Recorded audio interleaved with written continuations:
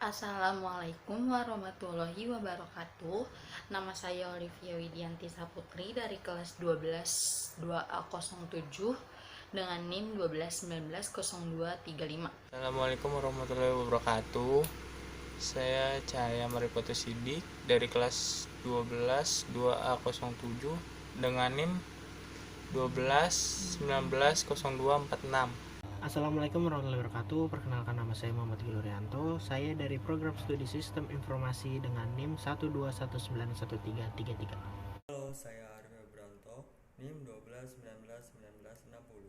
Saya Siva Pramesti Ramadina, NIM 121962224. Halo, Assalamualaikum warahmatullahi wabarakatuh. Perkenalkan, nama saya Siti Hartati dengan NIM 12192725. Di dalam rumah sakit, terdapat banyak sekali orang-orang yang memeriksa kesehatannya setiap hari.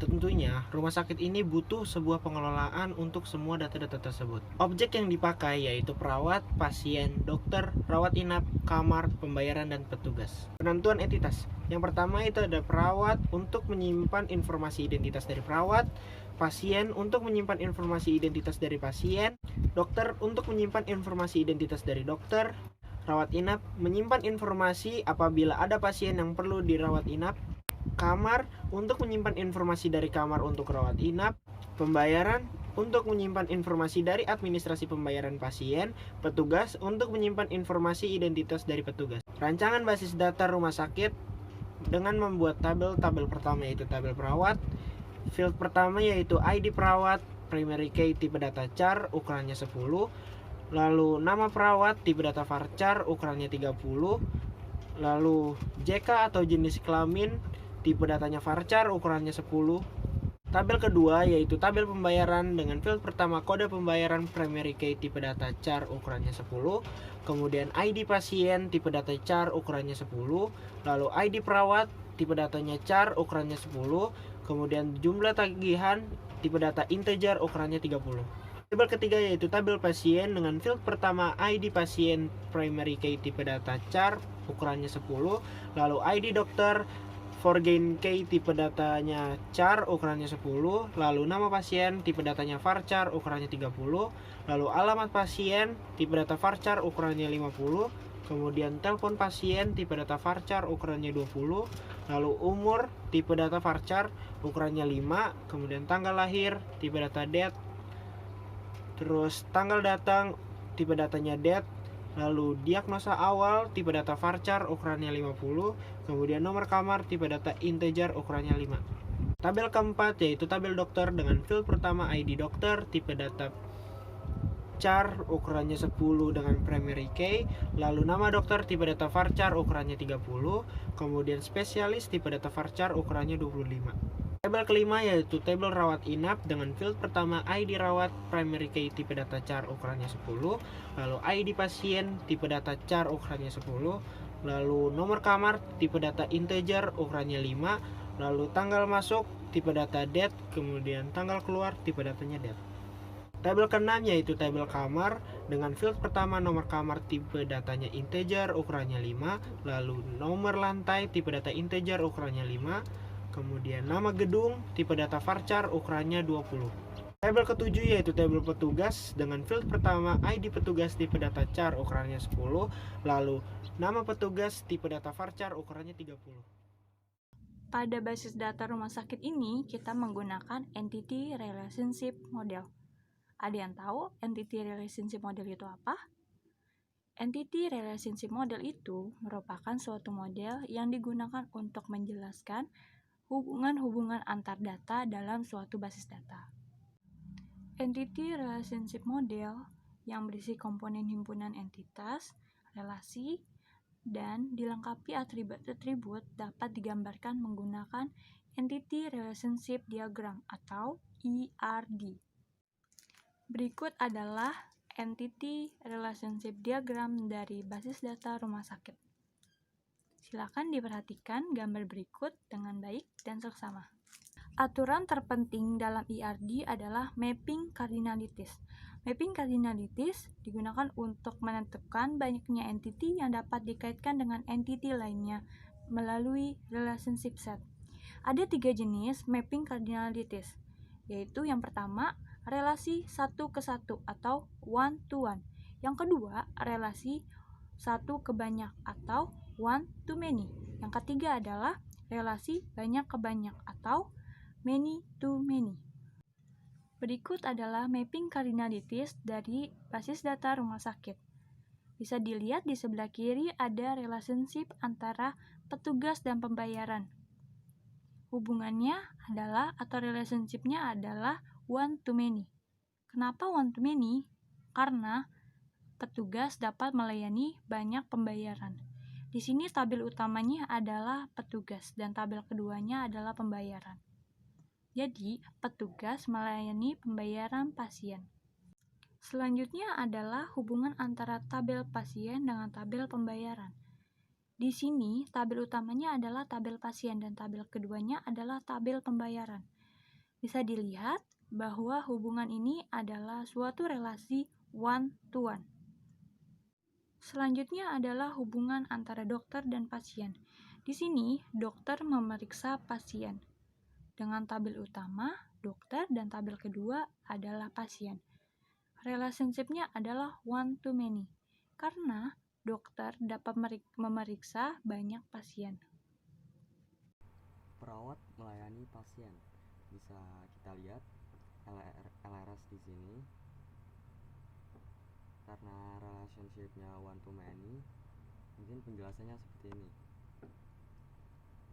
Pasien membutuhkan perawat. Setiap perawat melayani pasien.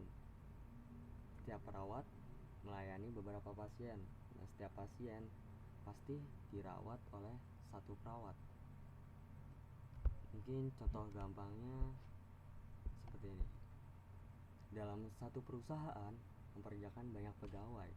Suatu bagian mempekerjakan banyak pegawai.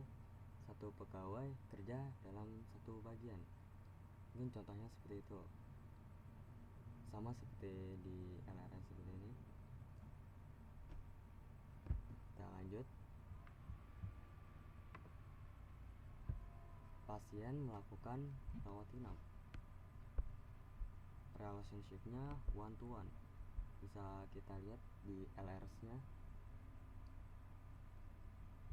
Pasien melakukan rawat inap. Jadi rawat inap itu adalah istilah yang berarti proses penangkapan pasien tenaga kesehatan profesional akibat penyakit tertentu, sehingga setelah ditangkap dia akan masuk ke kamar mana, ruang mana, seperti itu. Terus contoh mudahnya dari relationship one to one seperti pada pengajaran privat dan guru lesnya. Makanya jadi one to one. Ada satu guru dan hanya ada satu siswa. Seperti ini. Oke, kita lanjut.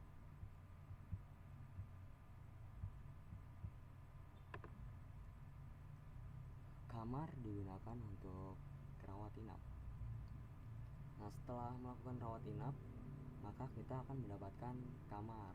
Sama seperti tadi, relationship-nya one to one. Oke, lanjut. Membuat tabel database rumah sakit. Oke, seperti biasa, pertama kita membuka aplikasi XM dan mengaktifkan MySQL. Setelah itu kita membuka CMD seperti di langkah pertama ini. Sebentar. Setelah membuka CMD, kita mengetik clear directory C supaya kita gampang untuk masuk ke foldernya.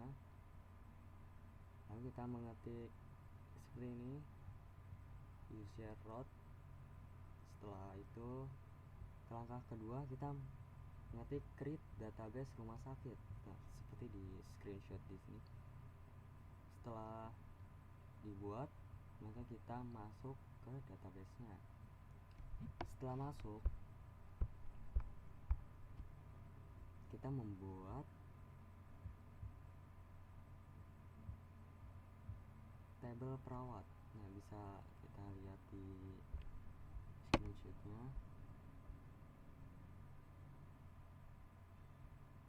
di tabel perawat dengan ID-nya yang primary key, nama perawat, dan jika jenis kelamin. Selanjutnya di langkah keempat, membuat tabel pembayaran. Seperti screenshot di sini, kita membuat ID pasien, ID perawat, jumlah tagihan, dan primary key pada kode pembayaran. Di langkah kelima kita membuat tabel dokter seperti di screenshot sebelah sini. Langkah keenam kita membuat tabel pasien. Nah, di tabel pasien ada ID pasien yang primary key dan ada foreign key-nya di sini untuk dihubungkan ke ID dokter di tabel dokter. Langkah ketujuh, membuat tabel kamar. Ini sepertinya potong ya. Jadi ada nomor kamar, nomor lantai, nama gedung. Oke, lanjut.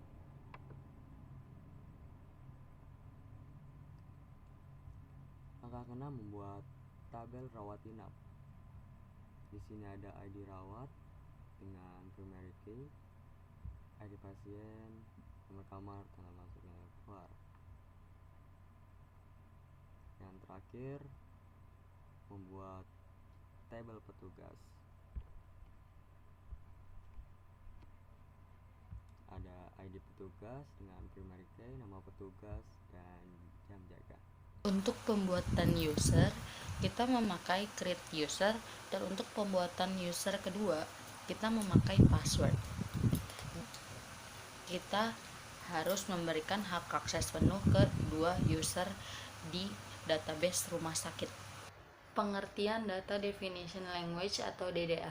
Data Definition Language merupakan kumpulan perintah atau query SQL yang digunakan untuk membuat, merubah, serta dapat pula menghapus dari suatu struktur dan definisi tipe data dari objek-objek seperti tabel yang ada pada suatu database.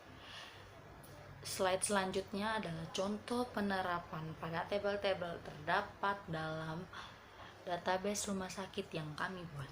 Menghapus primary key di tabel rawat inap dengan alter tabel rawat inap drop primary key. Jadi di sini primary key yang ada di tabel rawat inap itu dihapus. Menambah field baru. Menambah field baru di tabel dokter, jadinya menambah jam kerja dengan tipe data integer. Nah, untuk mengeceknya kita dex dokter, karena di sini penambahan jam kerja di tabel dokter, jadi kita dex dokter. Mengubah nama tabel, di sini yang tadinya namanya nama tabelnya petugas mau diganti jadi petugas underscore jaga. Untuk penulisannya rename tabel petugas to petugas underscore jaga. Nah, kalau sudah oke, untuk mengeceknya dex petugas underscore jaga. Sama seperti penambahan field, cuman di sini bedanya ini dihapus.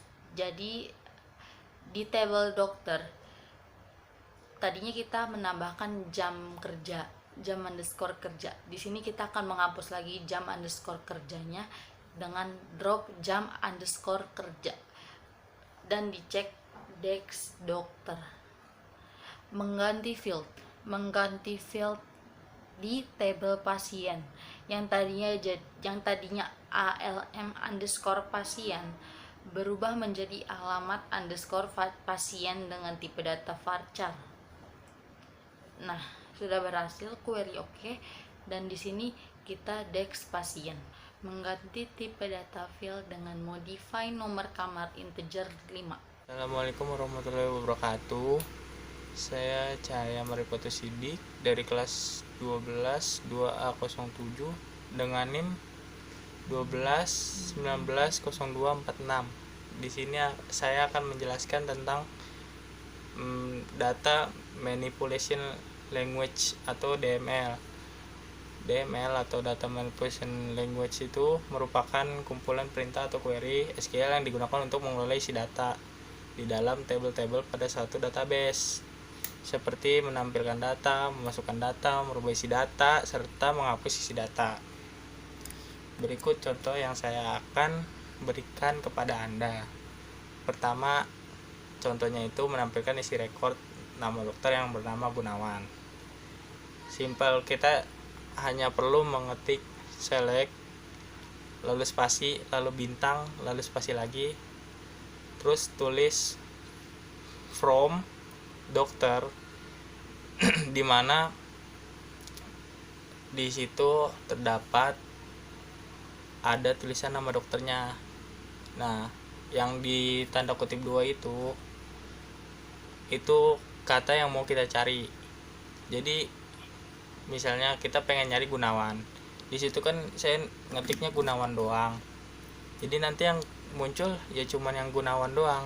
Yang kedua, contoh yang kedua ini menampilkan isi tabel berdasarkan pengelompokan data nama gedung. Jadi nama gedung yang sama tidak ditampilkan lagi, sama seperti tadi, tapi kodenya sedikit berbeda. Kodenya itu select bintang from kamar group by nama gedung. Jadi yang ditampilkan hanya data nama gedungnya saja. Selanjutnya menampilkan isi record berdasarkan pengurutan data berdasarkan nama perawat. Kodenya yaitu select bintang from perawat order by nama perawat. Nanti yang ditampilkan di tabel yaitu tabel perawat. Selanjutnya menampilkan isi record hanya ID pasien, ID dokter, nama pasien, diagnosa awal dari tabel pasien. Kodenya kita bisa lihat di sini. Selanjutnya menampilkan isi record dengan jumlah tagihan 1.500.000. Hanya dengan mengetikkan kode select bintang from pembayaran where itu dimana jumlah tagih 1 juta pakai ya, jangan lupa 1.500.000. Jadi nanti langsung keluar. Selanjutnya menampilkan isi record hanya field ID pasien, tanggal masuk, tanggal keluar, kemudian mengurutkan data berdasarkan tanggal keluar secara descending atau urut. Kodenya yaitu select terus isi record ID pasien, ketik ID pasien, lalu tanggal masuk, koma, tanggal keluar, from rawat inap, order by tanggal keluar, lalu diberi akhiran dash. Selanjutnya menampilkan isi record di mana nomor kamar lebih dari 1. Kodenya select bintang from rawat inap where nomor kamar lebih dari 1. Nanti akan muncul seperti ini. Menampilkan isi record table pasien kecuali diagnosa awal diabetes. Kita hanya perlu masukkan kode select bintang from pasien where not diagnosa awal sama dengan diabetes. Selanjutnya menampilkan isi record dengan nomor kamar lebih dari 1 dan nomor lantai lebih dari 2. Sama seperti tadi, cuman bedanya di sini kita menambahkan N dan itu nomor lantainya. Selanjutnya menampilkan isi record dengan nomor kamar lebih dari 1 atau nomor lantai lebih dari 2. Select bintang from kamar where nomor kamar lebih dari 1 or nomor lantai lebih dari 2. Yang terakhir menampilkan 2 isi record teratas. Kodenya yaitu ketikan select bintang from dokter limit 2. Jadi akan muncul seperti ini. Selanjutnya, kita akan membahas Data Manipulation Language 2. Dalam DML2, ada beberapa fungsi seperti fungsi agregasi, fungsi distinct, fungsi alias, dan fungsi concat. Yang pertama, ada fungsi agregasi. Dalam fungsi agregasi, terdapat beberapa operator seperti AVG. AVG adalah operator yang berfungsi untuk menghitung nilai rata-rata. Kemudian ada count untuk menghitung jumlah data, max untuk menghitung nilai maksimal, min untuk menghitung nilai minimal, dan sum untuk menghitung jumlah nilai data. Kemudian ada fungsi distinct yang berfungsi untuk pengurutan record tanpa perulangan isi record yang sama. Yang terakhir ada fungsi concat. Fungsi concat berfungsi untuk menyambung kata.